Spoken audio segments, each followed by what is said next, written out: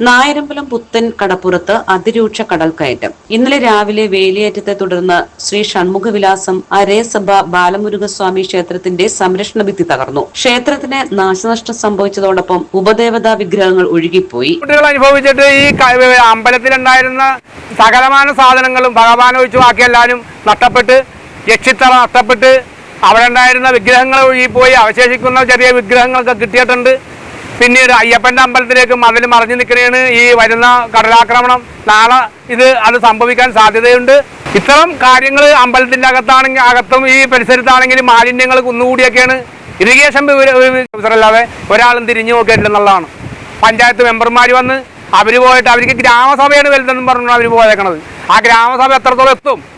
ഇവിടുത്തെ ജനങ്ങളെ സംരക്ഷിക്കാനുള്ള ഗ്രാമസഭകളാണ്, അല്ലെങ്കിൽ ജനങ്ങളെ ഭരിക്കാനുള്ള ഗ്രാമസഭകളാണ് ഈ നടന്നുകൊണ്ടിരിക്കുന്നത്. ഇത്രയേറെ വെള്ളക്കയറ്റം ഈ 12-ാം വാർഡിൽ തീരപ്രദേശത്തുണ്ടായിട്ട് യാതൊരു നടപടികളും പഞ്ചായത്തിന്റെ ഭാഗത്തുനിന്നോ ഈ വില്ലേജിന്റെ ഭാഗത്തുനിന്നോ പിന്നെ അതുപോലെ തന്നെ തഹസിൽദാരോ ഒരാളും തന്നെ തിരിഞ്ഞു നോക്കിയിട്ടില്ല. ഇത് ശക്തമായിട്ട് ഞങ്ങൾ പ്രതിഷേധം അറിയിക്കുകയാണ്. ക്ഷേത്രത്തിനോട് ചേർന്നുള്ള കടൽ തീരത്ത് സ്ഥാപിച്ചിരുന്ന ജിയോ ബാഗുകൾ തകർത്താണ് വെള്ളം ഒഴുകിയെത്തിയത്. ക്ഷേത്രവളപ്പും സമീപത്തെ വീടുകളും വെള്ളത്തിൽ മുങ്ങി. ദിവസങ്ങളായി ദുരിതത്തിലായിട്ടും MLA യും അധികൃതരും ജനപ്രതിനിധികളും ഇവിടേക്ക് എത്തിയില്ല എന്ന് പരാതിയുണ്ട്.